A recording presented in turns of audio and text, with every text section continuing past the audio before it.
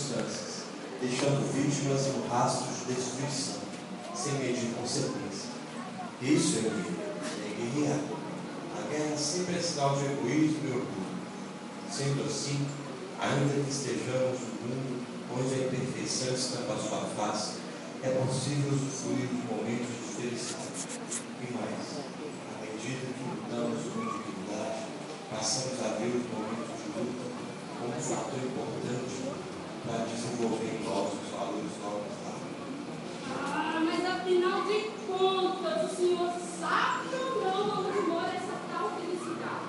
É possível ou não ser feliz aqui agora, hora boa? A felicidade, Emílio, está em nós e surge à medida que aceitamos os desafios da vida, com a certeza de que somos bem maiores do que qualquer adversidade. Somos dotados de valores e dons imortais, que nos fazem a imagem e semelhança do Criador. E sim, é possível ser feliz aqui agora, mesmo que à nossa volta tudo pareça confuso e transtornado. Mas de que modo? Em vez de fazer parte da desolação do transtorno, sejamos a força que constrói, que faz a diferença ao estabelecer uma conexão com o bem e o bem. Sim, é possível sentir-se feliz, mas para que isso aconteça, temos que dar início a uma revolução de conceitos, a fim de, em seguida, revolucionar as posturas e as atitudes. Para começar já, é preciso sair da zona de conforto que nossa fantasia alimenta, sem que nos apercebamos disso. Que tal adotar uma postura batalhadora, semelhante à mulher com hemorragia, citada no Evangelho? Lembra? Não. Então, essa é uma ótima oportunidade para abrir a sua Bíblia e ler a história sensacional dessa mulher admirável, que conquistou a felicidade mesmo em meio às maiores adversidades, fazendo emergir de dentro de si a força que fez com que Jesus afirmasse: tem bom ânimo, a tua fé te salvou. Nossa, tio, eu vou ler essa história agora. Dona Bita, me empresta a sua Bíblia!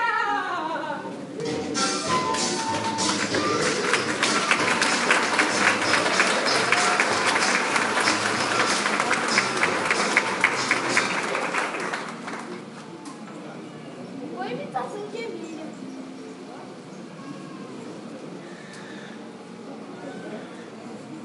Bebezinho morrendo lá embaixo.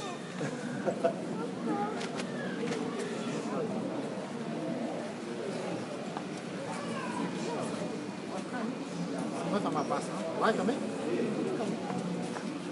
Boa noite, gente. Tudo bem? Gostaram da Emília? De vez em quando, na noite de domingo, a gente vai ter umas brincadeiras assim, tá bom? Esse texto que ela utilizou está presente no livro Você com Você, que é um livro ditado pelo Espírito Calunga, e foi um livro que eu tive a oportunidade de trabalhar junto com ele na parceria da fotografia, tá? Então, essa brincadeira que nós tivemos aqui com o tio Barnabé e a Emília foi extraído do livro Você com Você, à disposição lá na livraria, com 15% de desconto, inclusive. Bom, vamos lá, vamos começar nosso bate-papo? Olha só, esse mês de abril é o aniversário de edição do Livro dos Espíritos. Dia 18 de abril de 1857, a primeira edição do Livro dos Espíritos.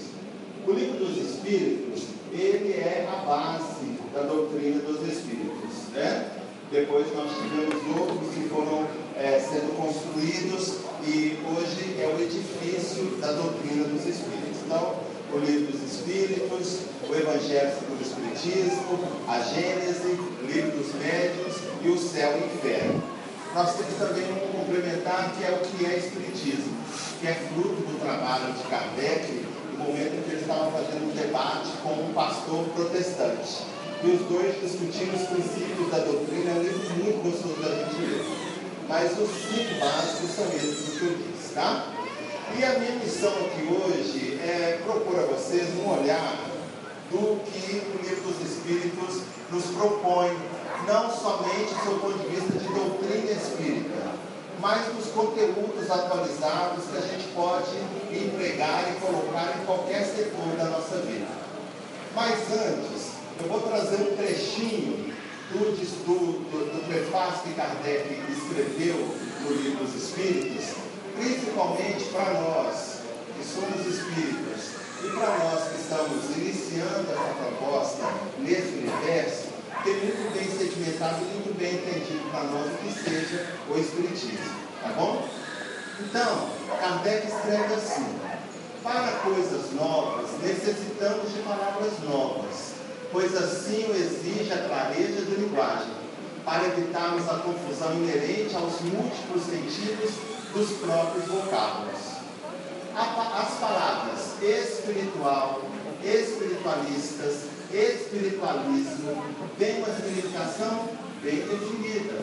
Dar-lhes outra para aplicá-las à doutrina dos espíritos seria multiplicar as causas já tão numerosas da anfibologia. Anfibologia é aquela coisa que a gente utiliza para o duplo sentido, né? Então Kardec fala assim: uma ideia nova que está surgindo, que é o Espiritismo, é interessante que a gente preste atenção e tenha cuidado para criar um vocábulo novo, para que ela não se confunda com as demais doutrinas e não se crie aí um duplo sentido. Esse cuidado que Kardec teve, pouco adiantou, porque até nós hoje que somos espíritas, temos uma ideia assim: você é espírita? Sou. Kardecista ou umbandista? Aí eu sempre brinco assim: por quê? Você trabalha com arquivo, por isso você é espírita kardecista? Porque não existe espírita kardecista e nem existe espírita umbandista. Existe espírita e existe umbandista. Então, mesmo esse cuidado que Kardec tomou já no prefácio, na introdução do Livro dos Espíritos, nós, a grande maioria espíritas, não prestamos atenção. E ele continua: com efeito, o espiritualismo é o oposto do materialismo. Quem quer que acredite haver em si mesmo alguma coisa além da matéria é espiritualista. Então, olha só que barato. Se o materialismo é uma doutrina que se baseia no tudo aqui e agora, em que tudo pode ser definido do seu ponto de vista da nossa ciência tradicional, e o espiritualismo diz não, além dessa matéria existe alguma coisa mais.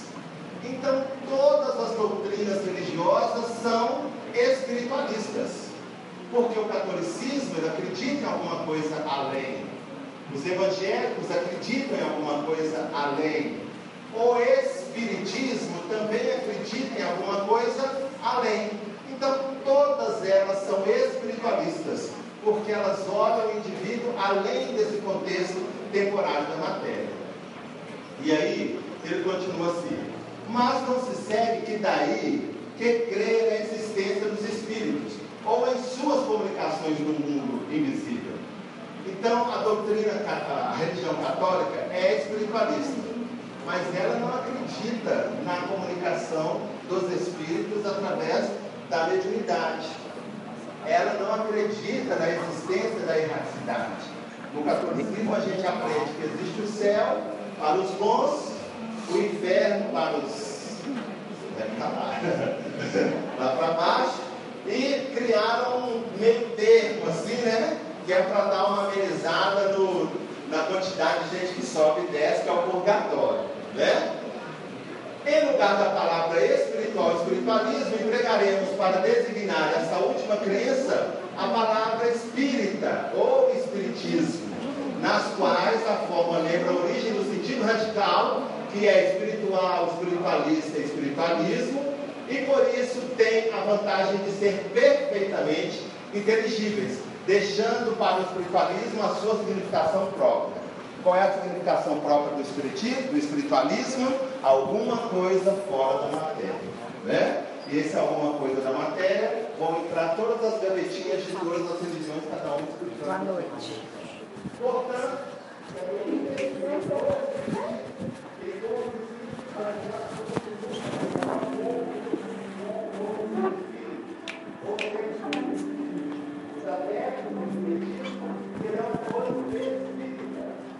se perguntaram, só aqueles que eu já falei. Boa noite. Boa noite. Sejam todos bem-vindos à Casa de Igreja Batista.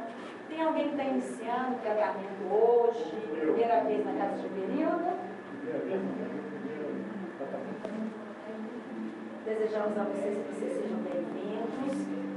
Vocês estão aqui para receber passe magnético, né? Uma transmissão de energia, tratamento físico do corpo de vocês. Nada de diferente vai acontecer. Vocês se coloquem numa posição bem tranquila, bem relaxada, para que a gente possa fazer a nossa parte. Os magnetizadores, por favor.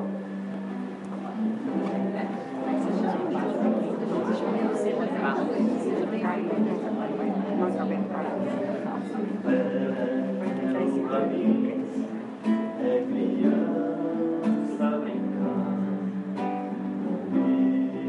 meu canção, uma concha de mar, é chuva caindo, é campo em flor, e acima de tudo é o amor, é o amor, é o amor, pra mim, quando estou a sofrer e as dores da alma começam a crescer, lembrar com alegria que além, muito além, na espera de mim, existe alguém.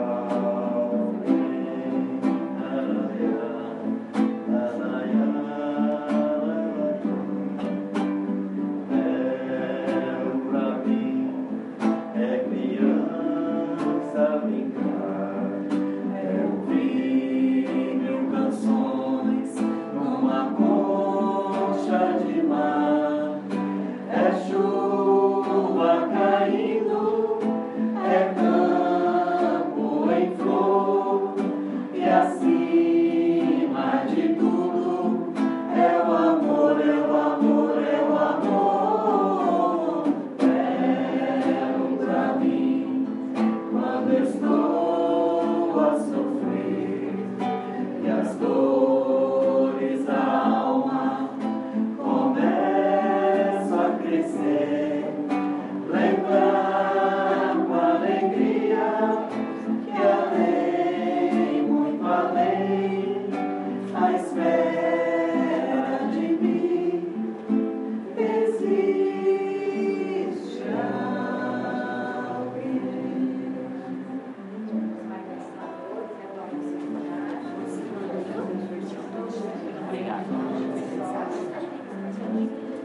nós desejamos a todos vocês uma excelente semana, que ela seja abençoada, e aguardamos vocês aqui até o próximo domingo, se Deus quiser. Por favor, Alberto, vai abrir a porta. Mas eu estou usando os recursos que nós temos na nossa inteligência e no nosso nível de informação para entender o que está acontecendo do ponto de vista de Brasil, certo? E em alguns momentos, quando a gente ressalta isso dentro do movimento espírita, tem muito espírita que fala assim: mas o espiritismo não deve se misturar com a política. O espiritismo não compactua com a política.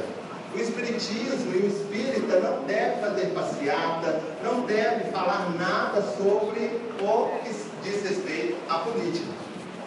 E aí, quando a gente vê toda essa movimentação, e quando a gente vê, por exemplo, alguns princípios que são ressaltados dentro da doutrina, um deles, por exemplo, que o Brasil é coração do mundo, pátria do Evangelho, eu pergunto a essas pessoas: como é que o Brasil vai se tornar coração do mundo, pátria do Evangelho, se isso vai ser uma verdade, se nós, nesse momento sem igual que estamos vivendo, nos trancarmos dentro das nossas casas espíritas e ficarmos apenas orando e vibrando, sem nos envolver nas questões sociais de uma maneira usar o bom senso, usar o critério, usando todos os recursos que os nossos direitos e deveres de cidadão nos outorgam. Como é que nós vamos transformar o Brasil na pátria do Evangelho, o coração do mundo, sem uma intensa participação nossa nos contextos que estão acontecendo? Não salientando esse ou aquele partido, esse ou aquele indivíduo, mas dizendo um basta a todo esse desequilíbrio do seu ponto de vista de comportamento, todo esse desequilíbrio do seu ponto de vista de relação, que a gente tem sentido nos nossos bolsos e tem ocasionado distúrbios, inclusive, do seu ponto de vista da nossa emoção e do nosso sentimento. Esquece-se que nós tivemos grandes espíritas que foram grandes políticos. O deputado Bezerra de Menezes é um deles. Ulisses, o Euripides Bassanufo também. O pai da Marlene Nobre também. Caibá Schudel também. E o maior dos políticos, Jesus Cristo. Jesus Cristo lutou contra um regime totalitário, escravocrata, da época em que ele viveu. Os doutores da lei, os fariseus, antes de representantes religiosos, eram políticos que ditavam normas extremamente pesadas para os povos que eles diziam ser inferiores, que eram judeus. E Jesus veio apresentar uma concepção diferente do seu ponto de vista de espiritualidade, mas para isso ele teve que enfrentar o regime vigente. E o tempo inteiro ele fez isso. Jesus estava em passeata. Quando ele entra na cidade de Jerusalém, no dia da Páscoa, ele está fazendo uma passeata. Ele está ali fazendo um movimento em que as pessoas pudessem entender a força que o povo tem. Quando ele falava assim, olha, vós sois deuses, o sol da terra, a luz do mundo, ele estava dizendo para o indivíduo, você tem uma capacidade de modificação incrível, que não precisa ser colocada à parte em função do que você viu. Então o espírita, ele tem que se envolver sim com esse movimento atual que nós estamos experienciando. A única diferença é que ele tem que usar o bom senso. Aí alguns falam assim, mas Kardec proibiu que a gente falasse. Kardec nos aconselhou a não transformar a nossa casa espírita num templo partidário, desse ou daquele partido. Isso ele pediu, que a gente tivesse esse cuidado. Mas, em momento algum, ele disse para nós, se abstenha dessas questões. Eu, Marcão, não me envolvo nisso de uma maneira mais direta, porque eu acho que para ser político tem que ter um dom. Segundo Bezerra de Menezes, política é a ciência de fazer o bem-estar, de criar uma situação de tranquilidade, de satisfação para o coletivo. E ele falava, e é nisso que eu acredito, é isso que eu vou fazer. Mas nem ele conseguiu, porque Bezerra de Menezes saiu da política pobre, miserável, morreu pobre, sem um tostão, mas ao mesmo tempo, deixando o gabinete da política, ele se enfronhou mais uma vez no social e fez o que ele fez. Mas devemos sim. Então, quando vocês ouvirem em outras casas, qual foi a palestra de domingo lá na Sociedade Espírita Vereda Batista? Foi a atualidade do Livro dos Espíritos. O Marcos começou falando de política. E aí eles vão dizer que vocês estão obsidiados mesmo. Mas aí vocês vão decorar essa pergunta aqui, ó, 657. Os homens que se entregam à vida contemplativa, não fazendo mal e só pensando em Deus, tem algum mérito aos seus olhos? Pessoas que entram para suas casas, vamos vibrar para o Brasil. É uma terça-feira inteira, vibramos, vamos embora. Aí na outra terça-feira vamos rezar para o Brasil. Vamos ver a resposta dos espíritos? Tem algum mérito aos olhos? Não. Pois se não fazem o mal, também não fazem o bem. Mas eles estão orando, mas orar só não funciona, moçada. Né? Não funciona. Deus quer que se pense nele, mas não que se pense apenas nele. Pois deu ao homem deveres a serem cumpridos na terra. Nós não temos deveres como cidadão, nós não temos deveres como pai de família, nós não temos deveres como profissional, nós não temos deveres como cristão. Então nós temos deveres como cidadão também. E não é só direito, Nós temos deveres como cidadão. Nós precisamos fazer com que as mudanças aconteçam a partir de um simples ato. Vou dar um exemplo. Além da lembrança trágica do 7-1 da Alemanha, traumática, que a gente teve naquela Copa, existe uma que marcou muito para quem viu os jogos. A atitude dos japoneses no instante que eles deixavam os nossos estados. O que eles faziam? Faziam o quê? Isso, uma identidade não de cidadão nacional, mas de um cidadão mundial. Eu não tenho direito de sair do meu país e sujar o país que me recebe, onde eu sou visitante. Então, é uma atitude que os Espíritos colocam aqui, ó. Deu ao homem deveres a serem cumpridos na terra. E um dos deveres que a gente tem é boa educação. Coisa que nós estamos deixando. Não se tem mais, por favor, muito obrigado, até logo, com licença, por gentileza. Isso não existe. Eu sempre conto para vocês, e essa semana aconteceu de novo. Eu fui atropelado mais uma vez na calçada por uma pessoa andando no celular. Bum! Eu parei na frente dela. Não pode ser normal, mas é normal. Ela olhou para mim e disse: você trombou em mim? Disse: tá. Te peço desculpa, mas vou te dar uma orientação muito legal para isso não mais acontecer. Quando você estiver andando, olha para frente. Porque você trombou em mim, mas daqui a pouco você vai trombar no poste, ou um ônibus trombar em você. Porque eu acharia ótimo, porque você realmente não está com nenhuma condição de viver na sociedade. É uma pessoa totalmente esquisita. Não tem mais isso. As pessoas passam por você como se passassem por cima de uma latinha de refrigerante. E toda vez que acontece comigo, gente, eu volto e bato no ombro da pessoa e falo: desculpa, viu? Por quê? É porque eu estava na sua frente.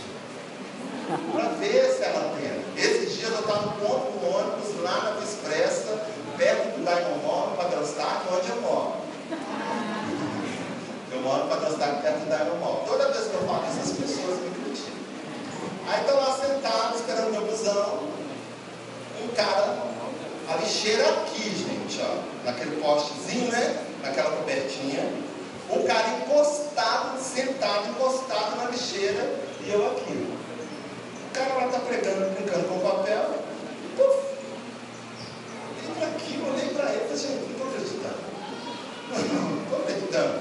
Aí, puf, um segundo eu falei: não. Olhei para a Via Expressa, para ver se não vinha um ônibus, claro. Fui lá, peguei os 2 papéis, passei na frente dele para ele ver, porque ele tem que ver. E coloquei 1, coloquei 2. Sentei. Me olhou, gente, como se ele quisesse me devorar vivo de tanta raiva. Mas eu tenho certeza que ele não vai fazer isso mais. Ele vai lembrar daquele negão insuportável que enfrentou os carros na Via Expressa para dizer para ele: do seu lado tem uma lixeira, cara. Tem uma lixeira, né? Então, ó, deveres a serem cumpridos na terra. Todos nós temos. Ao invés de a gente estar correndo atrás dos nossos direitos, vamos pensar nos nossos deveres, tá? Aquele que se consome na meditação, na contemplação, nada faz meritório aos olhos de Deus. Porque meditar e essa coisa toda, é claro, cria em nós um estado de mudança emocional, de reequilíbrio do seu ponto de vista orgânico, mental, espiritual. Mas a relação com a sociedade é que nos tempera, é que nos dá a condição de exercer o nosso livre-arbítrio da maneira mais acertada, né? E porque sua vida é toda pessoal e inútil para a humanidade. Deus lhe pedirá contas do bem que não tenha feito. Então, nesse momento atual que a gente está vivendo na política, se você não está muito afim de sair às ruas, que eu digo para vocês, é super divertido e é muito legal ver aquela moçada toda coesa, num único assunto, uma única proposta. Se você não está nessa disposição, se você não quer, seja um bom cidadão. Use das questões que você acha interessante, que você tem condições para fazer. Mas saia dessa estagnação que não o espiritismo, mas o movimento espírita injeta na gente. O espírita, ele se envolve sim E se o Espiritismo, como Kardec falou, é a relação entre o mundo físico e espiritual e vice-versa, se nós somos seres espirituais no mundo físico, nós devemos desenvolver umas questões que dizem respeito à nossa vida de relação aqui, para fazer com que as coisas se tornem melhores. Tá bom? Vamos ver agora uma outra coisa que o Espiritismo pode nos propor? A intolerância religiosa. Né? Nós estamos vendo aí algumas denominações religiosas no Brasil depredando algumas outras religiões afro-brasileiras, terreiros de Umbanda, terreiros de Candomblé e o próprio Espiritismo em si, né? A intolerância parte além de invadir um espaço público, um espaço privado que não é deles, é quebrar as imagens que são referenciadas que fazem parte do público, e se só parasse por aí já seria um absurdo, mas atacar e agredir as pessoas verbalmente e fisicamente, o que é pior, né?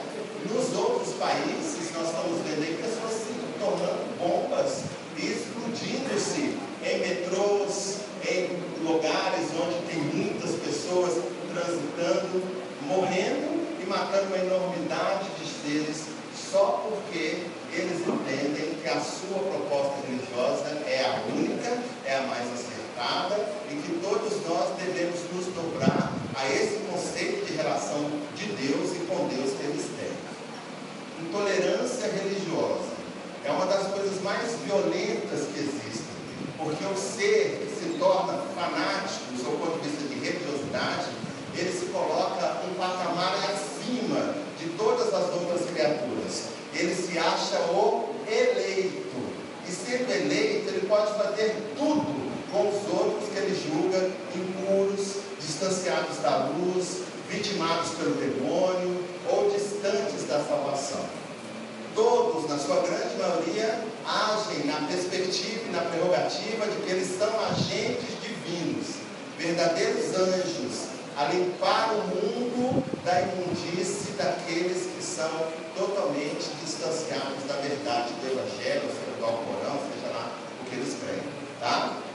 Isso é muito ruim, isso é muito desastroso, porque gera no indivíduo uma autovalorização que o inflama a ponto de se achar o cara. E ele, o cara, pode fazer o que ele bem entender com quem quer que seja, inclusive com membros da sua família. Né? 671. O que devemos pensar das chamadas guerras santas? Na época de Kardec, existiam grandes movimentos nesse setor, né? Aliás, só a título de curiosidade, o Espiritismo foi a única doutrina religiosa que não nasceu dentro de um templo religioso. O Espiritismo nasceu dentro de grandes laboratórios de investigação. Por quê? Porque a Europa, como um todo, nesse período de 1800 e pouco, até alguns anos anteriores, tudo que dissesse respeito a Deus e à religião era tratada com desdém. Porque todo mundo já havia sofrido a perseguição da doutrina vigente, que era o catolicismo, e havia sofrido, inclusive, com pena de morte.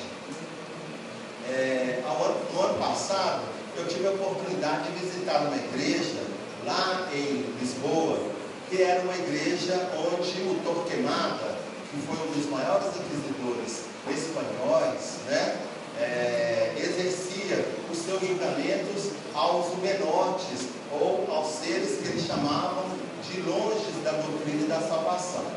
Então a igreja, na verdade, é uma catedral enorme, e ela é tão engraçada que ela é toda, eu achei linda, igual o de novo. Ela é toda preta, ela é negra, preta, tudo é preto dela, tudo é preto, tudo é preto. E os santos, que são aqueles santos barrocos, semelhantes que a gente tem aqui, né, com seus mantos dourados, lilazes, vermelhos, a coisa mais linda que eu já vi na minha vida. Mas é uma igreja enorme, toda preta, cheia de pontas assim. Parece uma coisa do Senhor dos Anéis. E quando eu entrei, eu falei, gente, estou em casa. Eu adoro aquele negócio, eu vou sair. Não, eu vou sair, já saiu. Eu fiquei umas 8 horas da tarde. E aí, eu fui vendo o chão, né, que era chão de madeira, com marcas, com nomes de judeus que foram mortos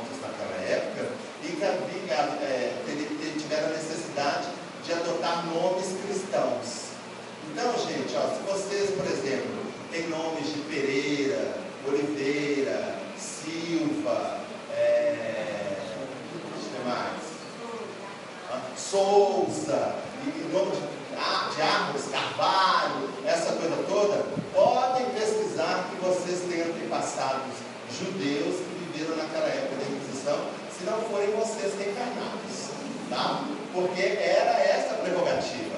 Primeiro renuncia esse teu nome pagão, e a igreja te dava um nome. Depois nós vamos te torturar, você confessar uma coisa que a gente quer, mas enquanto isso a gente rouba seus bens. Você vai morrer mesmo, vai precisar dessa grana, e aí levava tudo.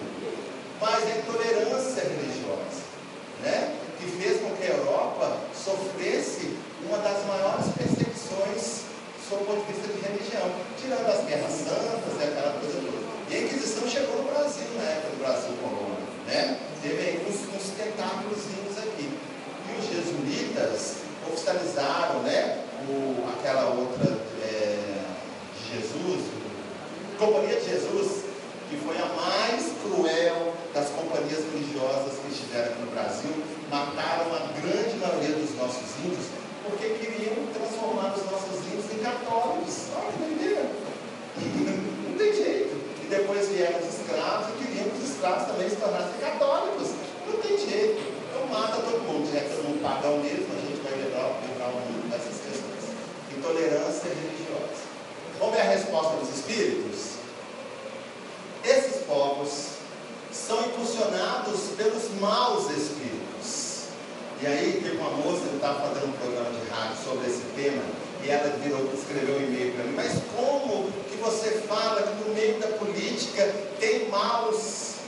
Eu falei assim: minha filha, não é só no meio da política, não. Tem gente má, e tem gente boa também. Que mundo que você vive? O mundo da Alice é esse que você vive, lá da Terra do Nunca? Porque o mal, o mal, como já diz os espíritos, ele toma conta da nossa sociedade, porque a gente se diz bonzinho, não fazemos absolutamente nada, além de rezar, né? Então, esses povos são impulsionados por espíritos maus. Espíritos maus, entende-se, todo um prisma do que a gente possa conceituar de maldade, tá? Então existem interesses individuais, interesses coletivos, distorção da verdade, maldade do seu ponto de vista de crueldade, enfim. Fazendo a guerra aos seus semelhantes, vão contra Deus, que manda o homem amará o próximo, está junto, né? Como a si mesmo. Todas as religiões, ou antes, todos os povos adoram o mesmo Deus. Nós podemos dar linguagem diferente, concepções diferentes, mas é uma única essência, né? Mesmo Deus, quer sobre este ou sobre aquele nome. Como promover uma guerra de exterminação porque a religião de um outro é diferente ou não atingiu ainda o progresso religioso dos povos esclarecidos? Kardec coloca povos esclarecidos porque Kardec é europeu. E naquela época era a Europa e o resto. Entende? Tanto é que tem um texto de Kardec, quando ele define beleza, e ele fala que a raça negra é grotesca, e além de grotesca, era inferior. Isso gera uma polêmica dentro do movimento espírita, porque como Allan Kardec, codificador da doutrina, fala que o negro é rude, os seus traços são primitivos e a sua inteligência é limitada. E eu não vou dizer para vocês o que se conclui disso, porque eu tenho certeza que quando você chegar em casa, vocês vão pegar a Gênese e vai ler lá a Teoria da Beleza, escrito por Allan Kardec. Mas ele tinha um motivo para dizer isso. Um deles é porque ele era europeu. E a noção da Europa naquela época, nós podemos vislumbrar nos livros de história ou nos filmes que geralmente passam essas diferenças sociais, como o europeu se via e como nós víamos o europeu, né? Até um tempo atrás era assim, né, gente? Tudo que era importado desde lá era maravilhoso, né? Então, não há porquê essa guerra. Mas por que isso acontece, né? Os povos são excusáveis por não crerem na palavra daquele que está animado pelo Espírito de Deus e fora enviado por ele, sobretudo quando não viram e não testemunharam os seus atos. E como quereis que eles creiam nessa palavra de paz, quando os procurais de espada em punho?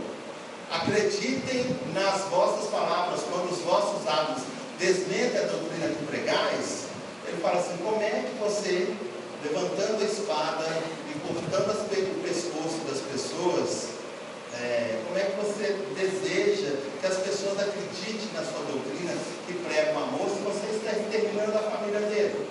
Se você está colocando a espada no pescoço dele, renuncia a sua religião, que eu sou te mato. Como nós podemos nos entender com as demais doutrinas que hoje estão no nosso Brasil, sendo que a maioria delas não abre a possibilidade do diálogo e do discurso? Para o Espiritismo, todas as religiões são boas. O espírita, convicto da sua doutrina, ele passeia por todas as religiões sem problema algum.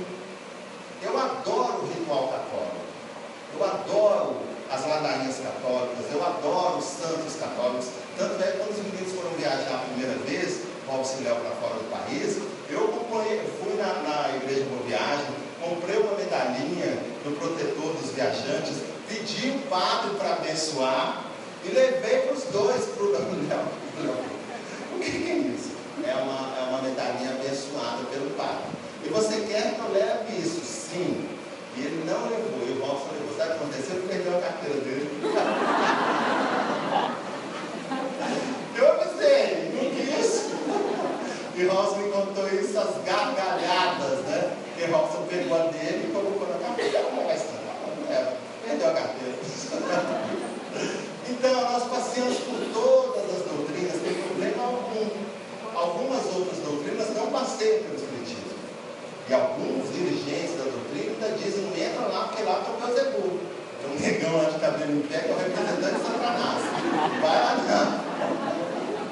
Vai lá não, o negócio é... Você lembra uma vez que a dona entrou aqui a primeira vez e falou: nossa, cadê a cabeça de bode? Só se for do seu marido. Ela ficou toda decepcionada, você lembra? Cadê a cabeça de bode? Só se for do seu marido. Entendeu? Então, gente, intolerância jamais, tá? Uma coisa muito legal que a gente tem que entender: ninguém tem que vislumbrar a mesma realidade de religião que a gente tem, não. Não precisa querer forçar o seu marido, seu filho, sua esposa a se tornar espírita, não. Deixa ele estar, porque lá ele está bem, lá ele está realizando o seu projeto de vida. Não traz ele para dentro do seu espírito, a não ser que ele deseje, que ele manifeste a curiosidade. E quando ele te chamar, ou ela te chamar para ir à igreja dele, vai, cumpra todos os rituais, porque uma das coisas que a gente tem que aprender é o respeito à crença do indivíduo, a forma, o jeito com que ele tem para adorar o Criador. Então vá sim, vá a uma missa, vá ao ritual evangélico, cante, aceita Jesus, recebe um espírito obsessor lá, carjão, entende? Toma água benta, mas respeite, porque todos, você, eles, todos nós, estamos buscando um entendimento melhor e maior com a divindade, né?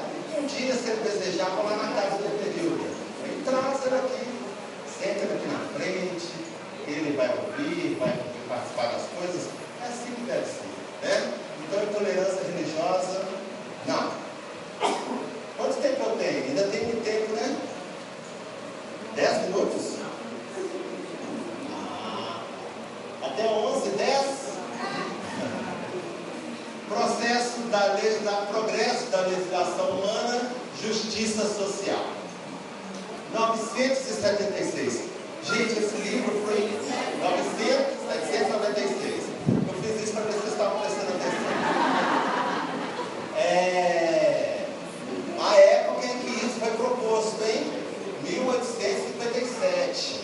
Olha que barato. Como é atual isso? 1857. Né? A severidade das leis penais não é uma necessidade do estado atual da sociedade. Pena de morte não é uma coisa necessária para o nível de evolução que a gente se encontra, para a necessidade de entendimento que a gente tem de relação em alguns países. O enriquecimento ilícito que vai ser votado agora deve ser colocado no patamar da penalidade em que o indivíduo vai passar crimes hediondos, ele vai passar um tempo maior na cadeia.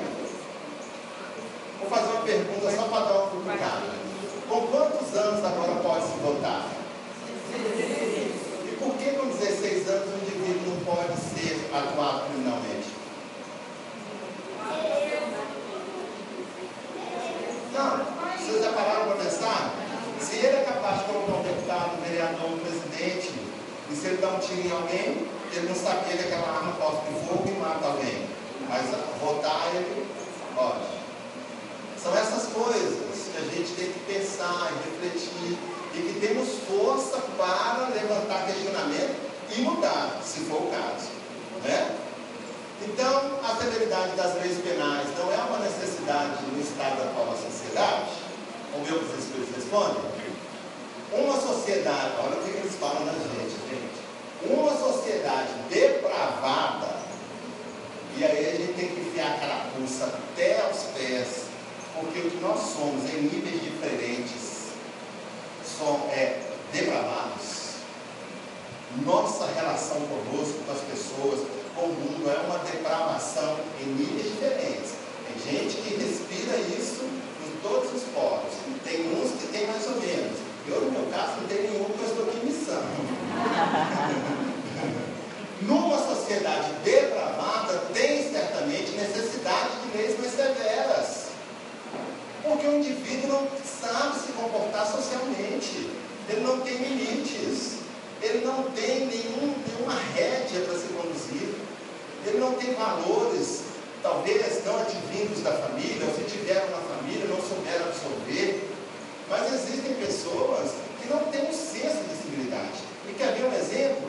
Alguém que passa na sua rua, qualquer hora do dia, com aquele carro horroroso, geralmente é velho, né? Feio, lá da década de 80, com umas caixas de som pendurada, com uma música asquerosa, e um homem feio, que se fosse um homem bonito, até que falava, mas um homem feio, sempre é feio. Por que é isso? Não, eu até olho para ver se tem um Brad Pitt ali dentro, mas não tem. É tudo. E lá na academia tem uns assim, são assim.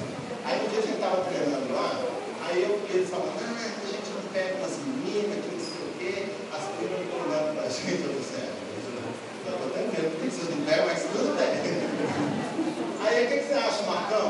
Eu falei assim, olha, eu vou dizer para vocês, se eu fosse mulher, e estivesse na rua, com um shortinho sexy, uma camisetinha, e passasse um carro, isso que você chama de carro, com esse som horroroso, com esse monte de homem dentro, eu gostaria até de entrar, mas não tem espaço.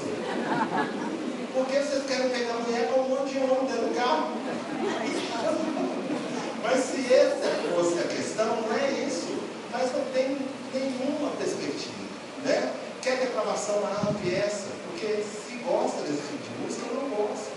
E o fato de você gostar, não tem o direito de me fazer ouvir dentro da minha casa, enquanto eu estou estudando, enquanto eu estou almoçando, enquanto eu estou fazendo um trabalho de evangelização, enquanto existe uma senhora, um senhor, alguma pessoa doente. Isso é depravação. Isso é depravação. Depravação é esse exemplo que eu dei do cara escornado do lado da lixeira, julgar os papéis na expressa, sei lá por quê, por divertimento, por displicência, porque ver lixeira, ele estava vendo, ele estava colado do lado. Isso é depravação. Depravação é você ter um avião passando no seu limite de céu, e você joga uma bomba, explode aquele avião, achando que ali tem um inimigo político seu, ele não está ali dentro, mas mata 300 pessoas. Isso é outro nível de depravação. Depravação é quando você nasce com um corpo perfeitinho, mini sexy como esse meu, e aí você pega um cilindro nojento, acende e joga aquele monte de nojeira para dentro do seu organismo. Isso é depravação.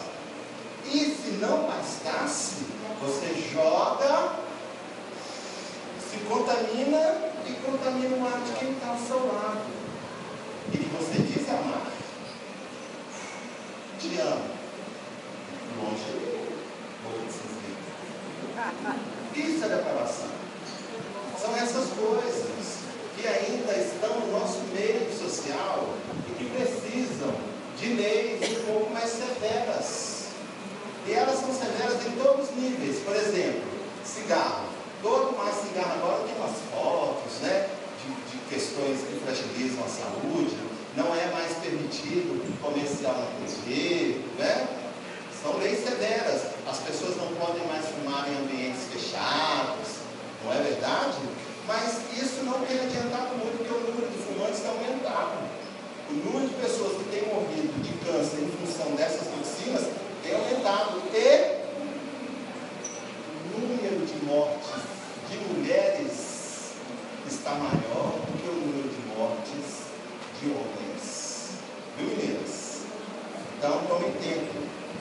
Não vão atrás dessas coisas de que isso não. Vocês estão indo a passos largos para tudo o que não é legal no universo masculino. Vocês estão saindo na frente. Então, pisa no freio e toma tempo, porque o universo masculino, eu sempre gosto de gostar nessa tecla, não é esse mar de maravilhas que se plantou durante todos esses séculos. Não. O homem é seguro, o homem tem medo, o homem tem todas as coisas inerentes a um indivíduo em construção, independente da questão fisiológica que ele apresenta, porque ele é um ser espiritual. E vocês estão indo por um caminho muito ruim, que é tentando construir a felicidade, tendo como exemplo os devarios do universo masculino. Prestem atenção, tá? Então, mais severas. Infelizmente, essas leis se destinam antes a punir o mal praticado do que a cortar a raiz do mal. Olha que legal que eles falam. Parece que foi escrito isso hoje, né? Somente a educação pode reformar os homens. Então, a doutrina espírita, antes de tudo, antes dos espíritos, do fenômeno, inclusive mediúnico, que tem o propósito de nos educar. Mas uma educação transcendente, não é uma educação de verniz intelectiva, para dizer o quanto eu sou inteligente. É a educação moral, comportamental, da alma, nos colocando, nos posicionando de uma maneira temporária, nesse mundo que é temporal. Nós somos eternos, mas estamos de uma maneira temporária nesse mundo. Então a educação, por isso que a gente vive em sociedade, é o princípio que vai fazer com que a gente se entenda conosco, inclusive com as leis que estão nos regendo a sociedade. E à medida que a gente se tornar melhor, essas leis vão suavizando. Essas leis vão se tornando, inclusive, inúteis, porque nós já temos um senso comum de relação. E Jesus já trouxe isso há 2000 anos atrás. Você quer viver bem? Faça aos outros o que você gostaria que te fizessem. Haja assim que você não precisa de lei nenhuma. Não precisa de parlamento, não precisa de congresso, não precisa de nada. Faça aos outros o que você gostaria que te fizessem. Se você é uma pessoa que tem uma integridade, você vai fazer com que essa máxima seja a sua conduta no dia a dia. No trabalho, na rua, na sua escola, na sua família. Faça aos outros o que você gostaria que te fizesse.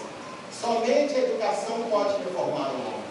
E assim não terão mais necessidades de leis tão rigorosas. Só a educação. E a doutrina espírita nos dá todo o conteúdo, porque ela se baseia no maior educador que existiu, que é Jesus Cristo. O maior pedagogo, pedagogo prático, né, à frente do seu tempo. Eu brinco que ele é um treininho, um coaching sideral. Então, esse é o educador que a gente tem. E as propostas do Cristo, elas transcendem qualquer tipo de noção que porventura a gente se prenda. Mas para isso, vou dar um exemplo. Minha família é ótima, gente. Minha família é muito legal. Meu irmão mais novo e a namorada dele. A namorada dele chegou hoje para mim, eu estava na casa da minha mãe, e falou assim: olha, eu estou vendo vultos e ouvindo vozes. Eu falei: então vai para Edir Macedo, e lá em não, mas era o quarto do seu irmão. Eu falei: eu já sei disso, já até comentei com a Sônia, que as companhias do meu irmão mais novo estão se tornando cada vez piores em função da falta de responsabilidade que ele tem para com ele. Mas há uma semana, 15 dias antes, eu também estava na casa da minha mãe, eu chamei ele para conversar. E na conversa, vai e vem, eu perguntei se você tem que procurar um centro espírita. Aí ele falou assim para mim: olha a noção. Mas a Silmara, a namorada dele, mas a Silmara já está indo. Aí eu falei, tá, vou te dar um exemplo. Vamos supor que você esteja doente. Você vai ao médico, o médico te passa um antibiótico. A Silmara, sua namorada, toma. Você melhora? Não. Então está respondida a sua pergunta. Vai procurar o centro espírita. Mas o que acontece é que as pessoas entendem essas questões como algo mirabolante. E a casa espírita é uma grande escola de espíritos. A igreja católica é uma grande escola.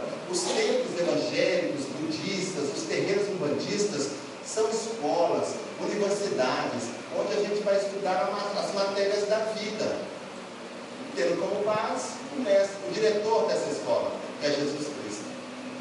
Estar fora dessa escola não quer dizer que você esteja perdido, não, porque tem gente, muita gente boa que nunca entrou no centro espírita, nunca entrou numa igreja católica, mas nós estamos sentindo na pele necessidade de uma luz diferente para a gente melhorar ainda mais a nossa vida.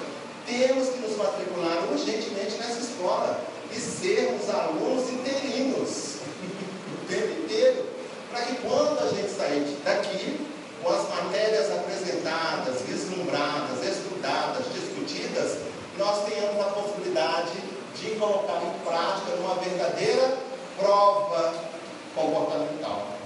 Nós vamos ter prova escrita, nós vamos ter prova comprovada através das nossas atitudes, porque os nossos desafetos, as questões que estão nos desafiando todo dia, estão lá fora.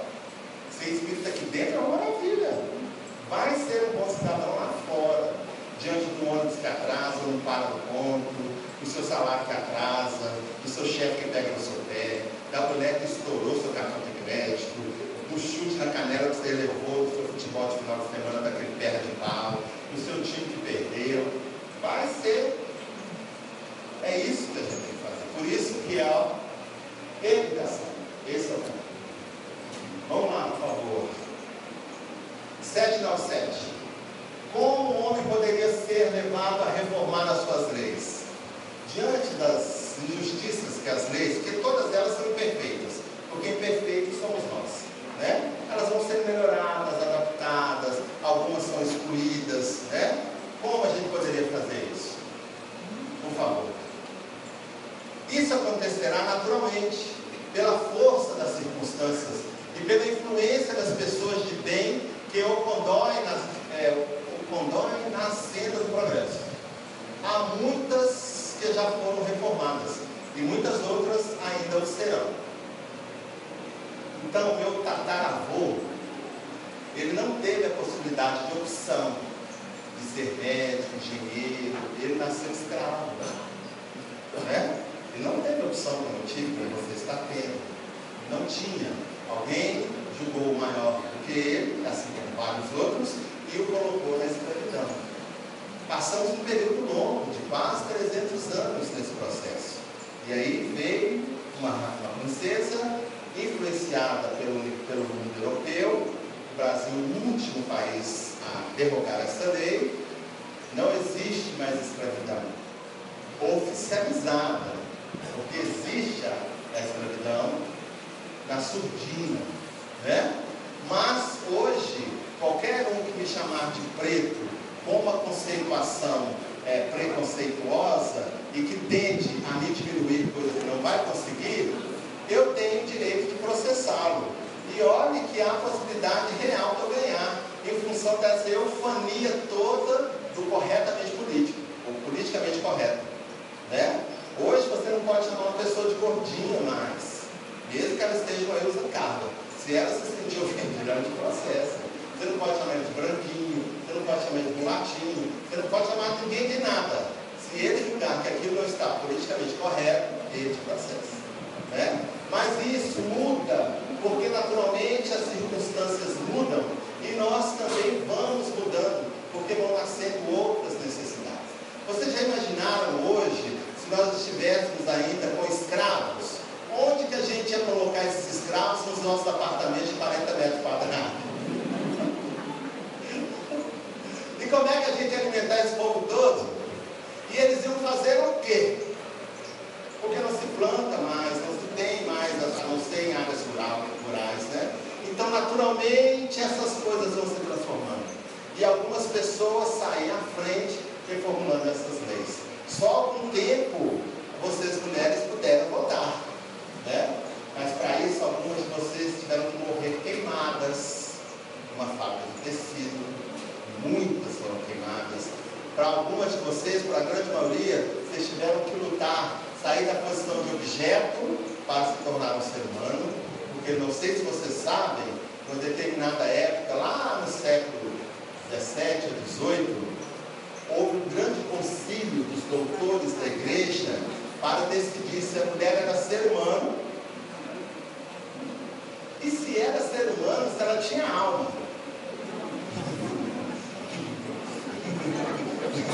Certo? Se vocês eram seres humanos e se vocês, sendo seres humanos, tinham alma. Porque não sei se vocês sabem, o pecado veio ao mundo por vocês, mulheres. Porque nós, homens inocentes, aí tá vendo? No paraíso, cuidando dos nossos afazeres que Deus tinha mandado, colocar o nome nos bichinhos, esse aqui vai ser leão, esse vai ser um tigre, esse está com cara de elefante, trabalhando. E Eva, em TPM, nervosa, estressada, andando pelo paraíso, inconformada com aquele marido que só queria contar bichinho. Chegou a serpente. Opa! O que está acontecendo?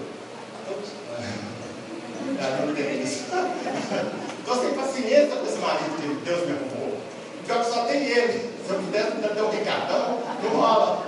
Só tem esse aí. Porque foi esse ovo o tempo inteiro, contando esses bichos, não estou aguentando mais. Porra, vem cá comigo. Não tinha shopping, não tinha nada. Levou ela assim para um pomar maravilhoso. Pé de manga, jabuticaba, jaca na mão, melancia, e lá no meio um pé de maçã. Por que você não come daquela fruta, Eva? Não posso não. Deus diz que eu posso comer o que eu quiser, que é aquela jaca, posso comer, mas aquela eu não posso. Come, Eva. Boba. Você vai ficar mais inteligente. Não posso. Deus proibiu, se Deus souber, não autoriza. Come, Eva. Você vai ficar mais autoritária.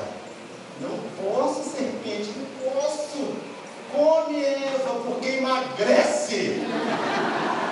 Aí ela comeu. E o pecado entrou no mundo por culpa de vocês. Por isso que a igreja estava perguntando: isso é ser humano? E se é ser humano, tem alma?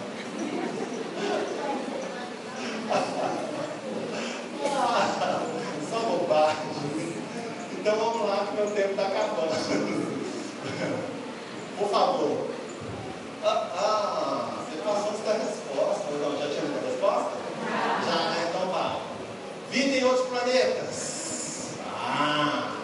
Nos mundos onde a organização é mais apurada, os seres vivos têm necessidade de alimentação? Porque na doutrina espírita, nós sabemos, todos os planetas são habitados. Nós estamos no movimento da comportagem aqui na casa, e o tema esse ano é Somos Todos Filhos das Estrelas. E aí eu estou na obrigação de apresentar as palestras para os alunos. E entre várias curiosidades que eu trouxe para eles, eu coloquei assim, estudos científicos, né? Nós temos em torno de 100 bilhões de galáxias que a gente conhece, existem muitas outras. Dessas 100 bilhões de galáxias, nós temos 100 bilhões de estrelas em cada uma delas. E os pesquisadores já afirmaram que dentro dessas 100 bilhões de estrelas, dentro dessas 100 bilhões de galáxias, 17 bilhões de planetas são parecidos com o planeta Terra. 17 bilhões de planetas são parecidos com o planeta Terra. E o Espiritismo já falava há mais de 150 anos atrás.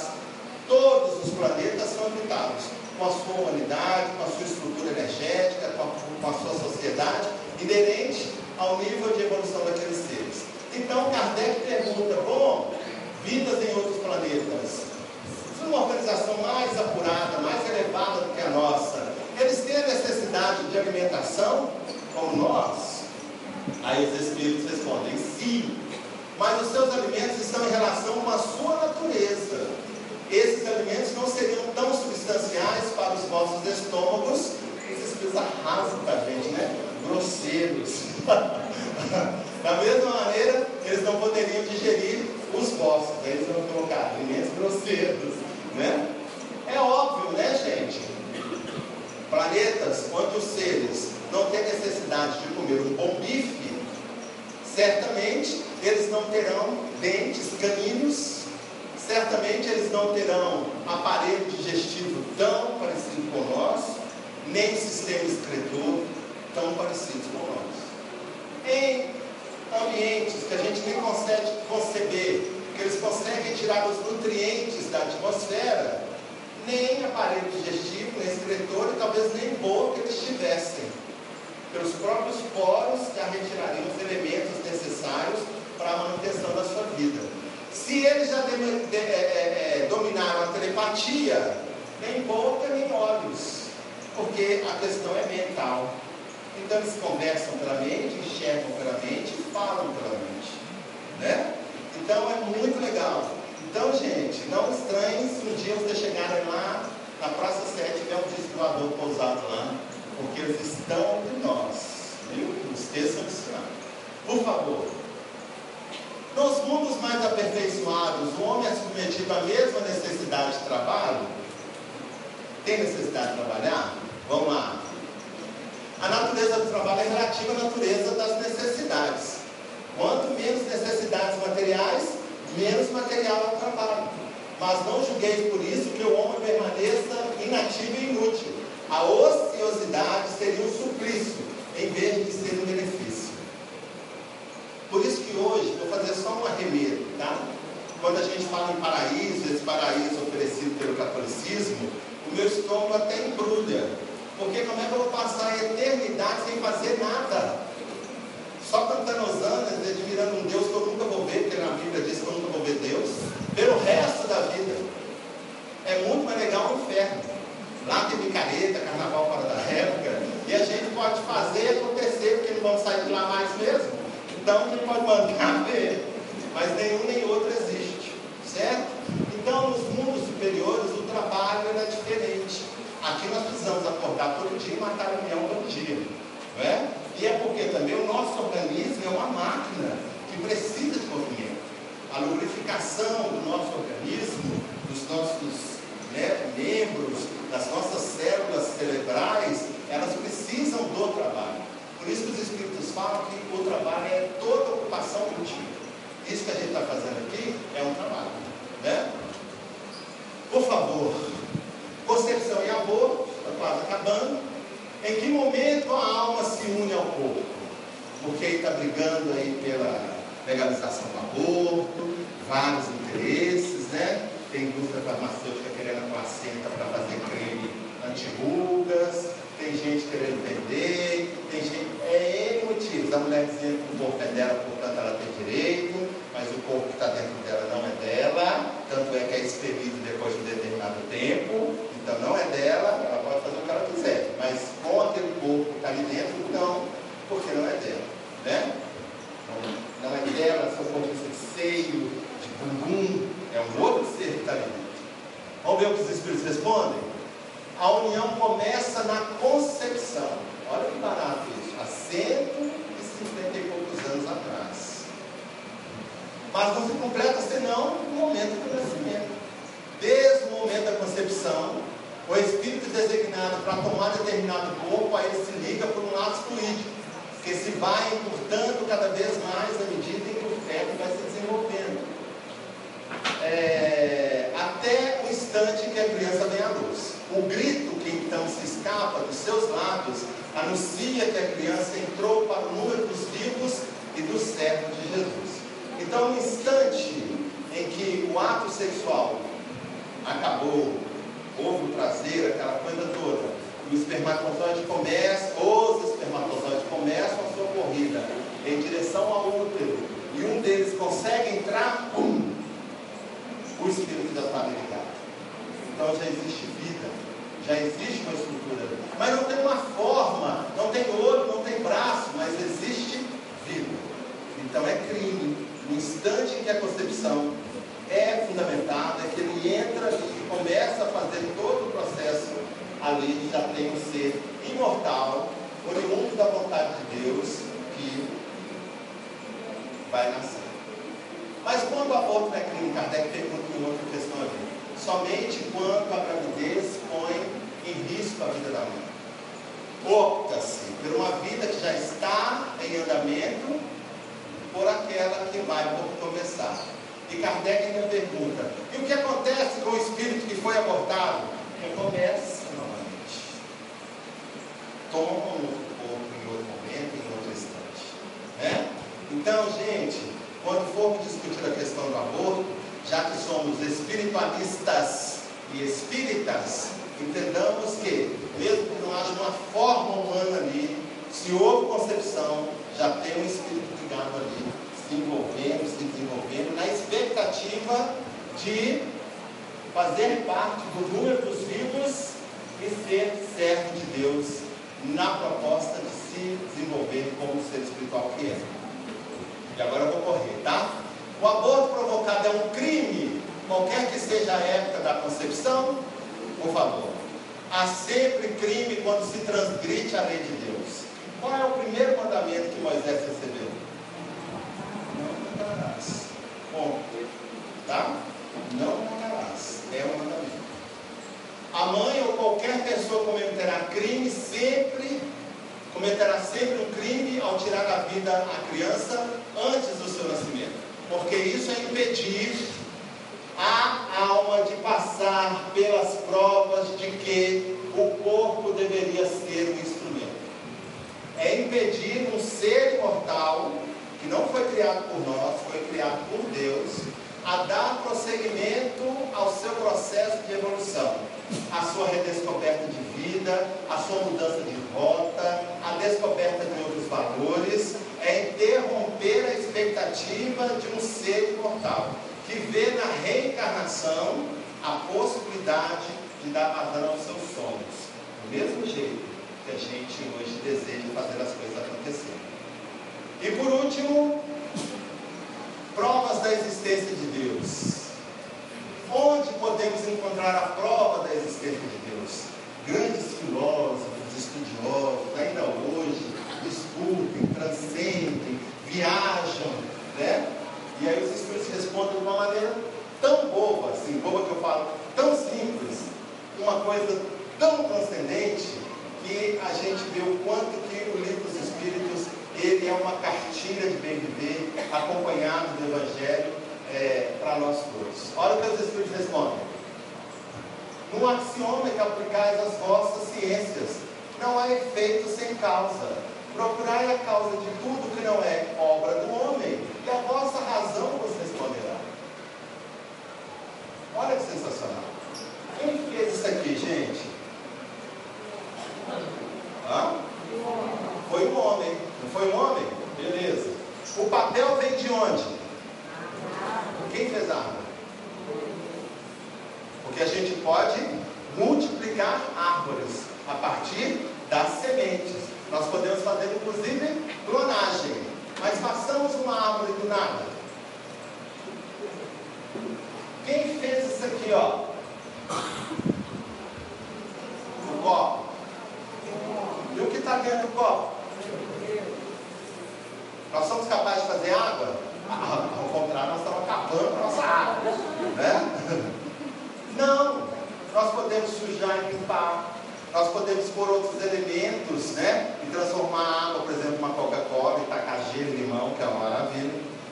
Mas fazer a água do nada, não temos. Então, ó, no axiomas que aplicai as vossas ciências, não há efeito sem causa.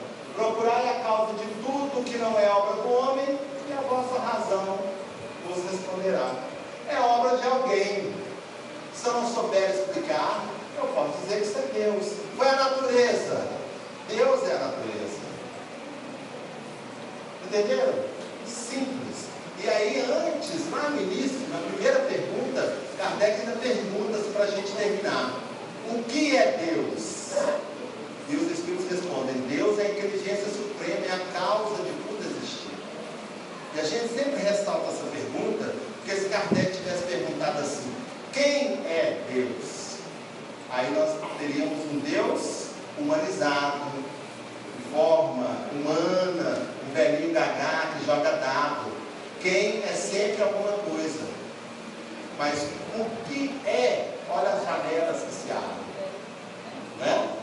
Então, o Livro dos Espíritos, 18 de abril de 1857, continua tão atual, tão transcendente, que à medida em que a gente se debruça sobre as suas páginas, nós vamos encontrando todas as noções de bem viver, que nesse momento e nos momentos futuros nós precisaremos. Noções de moral, de comportamento, de ciência, noções de política, noções de economia, está tudo inserido dentro dessa obra organizada por Allan Kardec, editada pelos Espíritos, que se intitularam Espíritos de Verdade. E a partir desse mês de abril, todas as vezes nós vamos falar um pouquinho do Livro dos Espíritos, para que a gente possa ter esse interesse de buscar nessa obra conteúdos tão interessantes, tão transcendentes e atuais, que certamente irão nos ajudar a vislumbrar esse momento com mais equilíbrio, com mais sensatez, com mais hombridade e, acima de tudo, com mais transcendência. Todo esse momento é um momento ímpar para nós. E à medida que a gente se envolver com eles, com esses critérios, nós daremos a nossa contribuição tão necessária e tão aguardada pelos Espíritos. Então, parabéns a Allan Kardec, parabéns aos Espíritos, parabéns ao Livro dos Espíritos, 18 de abril de 1857, e que nós possamos ter uma semana incrível, dentro das nossas possibilidades, mas incluídos nesse desejo de sermos úteis na nossa condição e na nossa possibilidade. Beijos e até mais.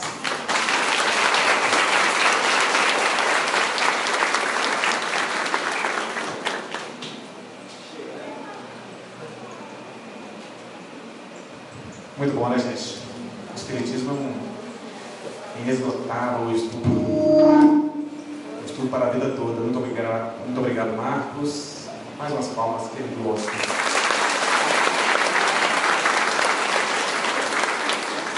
Olha só, gente, porque eu queria explicar que o João é responsável por tudo que você cativa. Vocês não sabem o monstro que vocês estão criando. Gente, nós sabemos o tamanho do monstro que nós estamos criando. Gente, muito bem. O horário já está estendido. Quem veio à nossa casa pela primeira vez? Então, muito bem. Sejam muito bem-vindos. Espero que tenham gostado. A gente espera vê-los aqui em outras oportunidades. As reuniões aqui na nossa casa, na Casa de Vervilda, ocorrem às quintas-feiras, às 20 horas. Aos domingos, às 8h30 da manhã. E essa reunião, que é uma reunião de tratamento, mas é aberto ao público em geral. Muito obrigado pela presença. Espero que tenham gostado. E vamos agora fazer uma prece final. Vou convidar aqui o nosso amigo Haroldo para fazer uma prece cantada. Eu queria pedir a vocês, que ao final da prece, depois vou dar o meu boa noite e desejar que vocês retornem para os seus lares em paz. Retornem, levantem com tranquilidade, sem muito barulho, deixando as cadeiras nos lugares, porque tem pessoas aqui que ainda estão em tratamento, que não receberam o passe. A gente vai para frente para manter a ordem. Por favor.